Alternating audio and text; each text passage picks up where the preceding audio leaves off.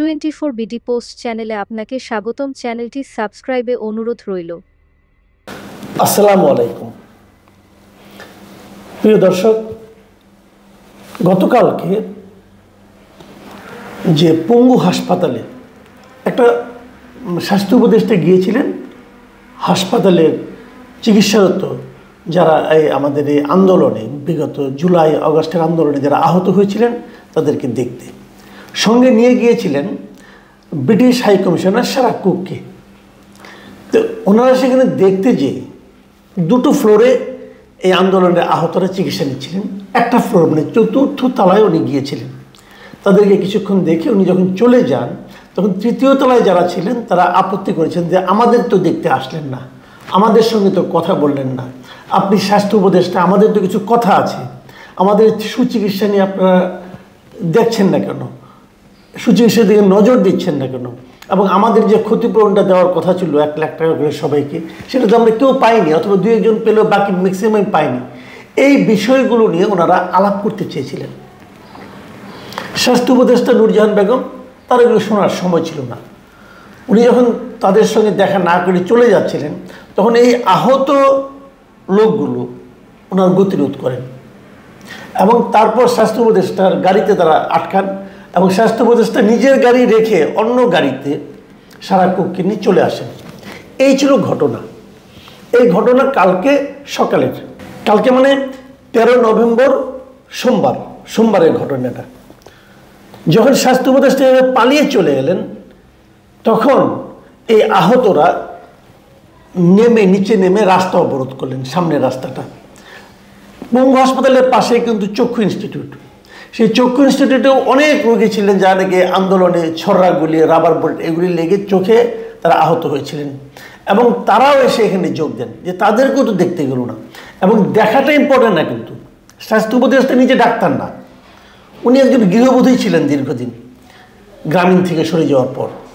তো উনি দেখতে গেলেই তাদের রোগ ভালো হয়ে যেত তা কিন্তু নয়, বাট ওনাদের কিছু অভিযোগ ছিল চিকিৎসা বিষয় এবং একটা সহানুভূতি ওনারা চেয়েছিলেন যে এই উপদেশটা হয়েছে, তা এই এই মহিলাকে এবং এদের মতো লোককে উপদেষ্টা দ্বারা যে হতে পেরেছেন সেটা কিন্তু এই যারা আহত আজকে তাদেরই ত্যাগের ফল। কিন্তু মাথায় রাখবেন একটা জিনিস, এরা নিজেদের জীবনের এই যে কেউ আহত হয়েছেন, কেউ চোখ নষ্ট করেছেন, তাদের ত্যাগের ফলেই কিন্তু নূরজাহান বেগম এবং ওনাদের মতো যাদের নাকি আন্দোলনে বিন্দুমাত্র সংশ্লিষ্টতা ছিল না, আন্দোলনের আগে পাশে নূরজাহান বেগমের কখনো কেউ দেখেছেন?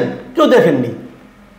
তো এদের ত্যাগের ফলে উনি মন্ত্রী হয়েছেন অথবা উপদেষ্টা হয়েছেন, মন্ত্রীর মর্যাদায়, মন্ত্রী তো বলা যায়।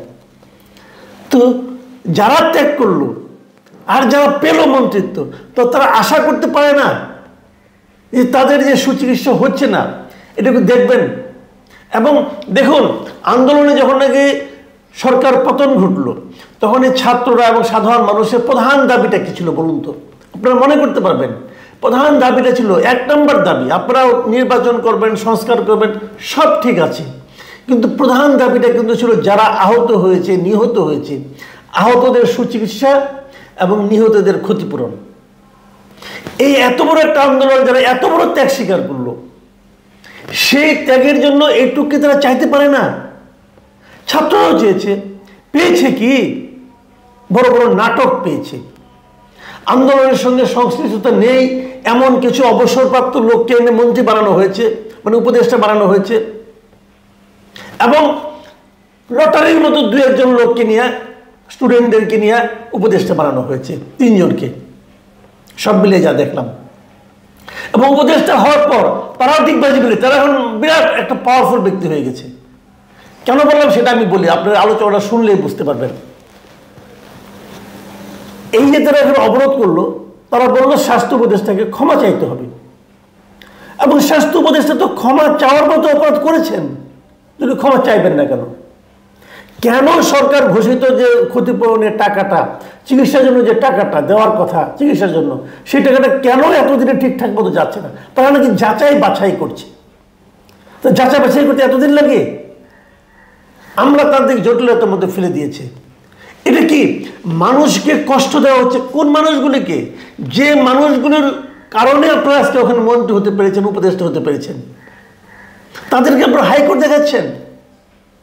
দেখুন, যখন নাকি স্বাস্থ্য উপদেষ্টা আসবে বলে তাদের মধ্যে ধারণা থাকলো না, এক পর্যায়ে তারা রাস্তা অবরোধ করলো এবং বললো, তারা দাবি করলো যে উপদেষ্টাদের কমপক্ষে 3-4 জন উপদেষ্টাকে আসতে হবে তাদের কাছে, তাদের কথা শুনতে হবে। কালকে সারাদিন এই নাটক চলেছে। সকাল 12টা থেকে শুরু হয়েছে, দুপুর 12টা থেকে সারা রাত চলেছে। আমি রাত্রে যখন ঘুমাতে যাই তখন আমি কোনো সুখবর পেয়ে ঘুমাতে যাইনি। রাত্রে আমি ঘুমাতে গেছি কালকে 1টার দিকে, তখন পর্যন্ত তারা রাস্তার মধ্যে অবরোধ করেছিল আর রাস্তার মধ্যে শুয়েছিল। যারা হুইল চেয়ার নিয়েছিল হুইল চেয়ার নিয়েছিল, অনেকে হাসপাতাল থেকে বেড নিয়ে তোষক নিয়ে এসে সেই রাস্তার মধ্যে শুয়েছিল আহত অবস্থায়, কারণ চোখে অন্ধকার, চোখ দেখছে না। এই লোকগুলো এখানে ছিল এই অবস্থায়। তারপর রাত্র 2টার দিকে 4 জন উপদেষ্টা গিয়েছেন। আমি একটা শিরোনাম পড়ি, শিরোনামটা কি? গভীর রাতে ছুটে গেলেন 4 উপদেষ্টা, হাসপাতালে ফিরলেন আহতরা। এটা আজকে সকালে অনলাইনে এই নিউজটা আমি পেলাম। আমি এই হেডলাইনের কিন্তু 2টো শব্দকে আপনাকে দেখাচ্ছি। সেই শব্দ দুটো কি? ছুটে গেলেন। ছুটে গেলেন মানে কি ভাই? ছুটে গেলেন মানে কি? মানে দৌড়ে চলে গেলেন। মানুষ কখন ছুটে যায়? যখন খুব তাড়া থাকে, দ্রুত বেগে যায়। ঘটনা ঘটেছে দুপুর 12টায়। দুপুর 12টার সময় তারা 4 জন উপদেষ্টাকে চেয়েছেন, যে একাধিক উপদেষ্টা, 3 জন উপদেষ্টা অথবা 4 জন উপদেষ্টা, কোথাও পড়েছে 3 জন, কোথাও পড়েছে 4 জনের কথা। তারা দাবি করেছে আসতে হবে। ওনারা 14 ঘন্টা পরে গিয়েছেন। এটাকে ছুটে যাওয়া বলে? এতক্ষণ লাগলো কেন আপনাদের ওখানে যেতে? আপনারা কি লাট সাহেব হয়েছেন ভাই? কি লাট সাহেব আপনারা হয়েছেন যে আহত ছেলেগুলো, আহত লোকগুলো ওখানে রাস্তার মধ্যে পড়ে আছে, আপনাদের যেতে পারেন না? এই সরকার দায়িত্বে আসার পর সবচেয়ে বড় কাজ, সবচেয়ে গুরুত্বপূর্ণ কাজ ছিল যাদের কারণে, যাদের ত্যাগের মাধ্যমে সরকার ক্ষমতা এসেছে, সেই ত্যাগী লোকগুলোর ত্যাগের স্বীকৃতি দেওয়া, তাদের সুচিকিৎসা করা। এক অথর্ব মহিলাকে বানিয়ে রাখছে স্বাস্থ্য উপদেষ্টা, সে বোঝেও না কিছু, মানেও না, সে নিজের চিকিৎসা নিয়ে ব্যস্ত। নিজেদের মাঝখানে সিঙ্গাপুর থেকে চিকিৎসা করে আসছে, এই খবর তো পেলাম। তাহলে যারা দেশের জন্য, জাতির জন্য এত বড় ত্যাগ করলো, তাদের জন্য আপনাদের এই প্রতিদান। আর এই প্রতিদান করে, এই মানসিকতা নিয়ে আপনার দেশের গণতন্ত্র প্রতিষ্ঠা করবেন, দেশের ন্যায় বিচার প্রতিষ্ঠা করবেন, দেশকে সামনের দিকে অগ্রসর করবেন, দেশের সংস্কার করবেন। আমি আপনাদের উপর কোনো ভরসা রাখতে পারছি না, সরি টু সে। আর দেখেন, যারা 2 জনের ছাত্র ছিল তাদের একজনের কথা আমি শুনে বলি আপনাদেরকে। উপদেষ্টারা কিন্তু ভুল স্বীকার করছেন, ওখানে যা তারা বলছেন আমরা ভুল স্বীকার করেছি। এদের মধ্যে একজন মাহফুজ আলম, উনি দেখেন কি বলেছেন, ওনার কথাটা বলে আমি শেষ করব। উনি বলেছেন, এখন এখানে আপনাদের কথা শোনার মতো উপযুক্ত সময় নয়। কেন সময় নয়? কেন আপনার সময় হবে না ভাই? এখন উপযুক্ত সময় না। আপনি কে যে আপনি উপযুক্ত? আপনি ওইখানে দাঁড়িয়ে কথা বলতে পারবেন না কেন? শোনা না শোনার কি আছে ভাই? দাবি তো সিম্পল, তাদের চিকিৎসা চাই। তারপরে কি বলছে, আপনারা কাল 2টার সময় সচিবালয়ে আসেন। এই আহত লোকগুলি সচিবালয়ে যাবে?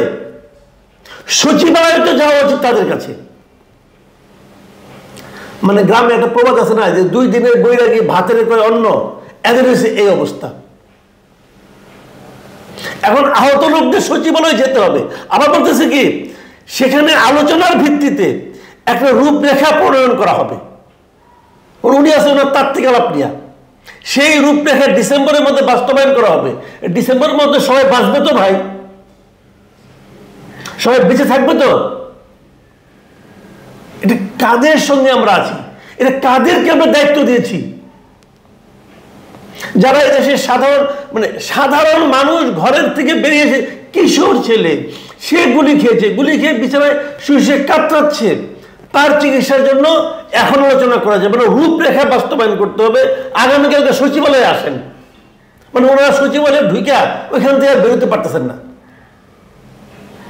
সচিবালয় যেদিন হাসপাতালে যাবে, সচিবালয় যেদিন এই রুগীদের কাছে যাবে, আমরা সেই দিনই আশা করতে পারবো যে এরা কিছু করতে পারবে। সবাইকে হাইকোর্ট দেখাচ্ছে, সচিবালয় দেখাচ্ছে, প্রিয় দর্শক, আপনারা অনেকে, আমি জানি আমার কথা অনেকে বিরক্ত হন যে আমি বেশি আবেগপ্রবণ হয়ে যাই, আমি বেশি মানে অনেকে বলে চিৎকার চেঁচামেচি করি, বলে অনেকে। আমি এটা করতে থাকবো, তাদের প্রতি আমি দুঃখ জানাচ্ছি যে আমি এটা করতে থাকবো, আপনাদের কথাই মানবো না ভাই। এগুলি আবেগের ব্যাপার, ইমোশনের ব্যাপার। কে কি করেছে সব জানি। গত 14টা বছর আওয়ামী লীগ সরকারের বিরুদ্ধে আমি কি করেছি সেটাও আপনারা জানেন। রিস্ক আমিও নিয়েছি ভাই, আপনাদের যে কোনো অংশ কম নেই। আপনারা তো শেষে 36 দিন, আর এর আগে কত 36 মাস আমি কি বলেছি দেখুন, ইউটিউবে যে খুলে দেখুন, যে আমাকে জ্ঞান দিয়েন না। আমার এই আবেগ জাস্টিফাইড আবেগ, এই আবেগ আমি প্রকাশ করেই চলবো। কেন আপনারা এই কথা বললেন রাত্রেবেলা? মাহফুজ আলম কেন বললো যে এখানে কথা বলার পরিবেশ, মানে কথা বলার সময় না? তারা রাস্তায় শুয়ে আছে আর আপনি বলতেছেন যে এখানে কথা বলার সময় না। আপনারা ওখানে বসেই তো সমাধান করে দিয়ে আসতে পারতেন। কালকে তাদের সচিবালয়ে যেতে হবে। সরি, আপনাদের আচরণ দেখে দুঃখ পাওয়া ছাড়া আর কিছু নেই আমাদের। প্রিয় দর্শক,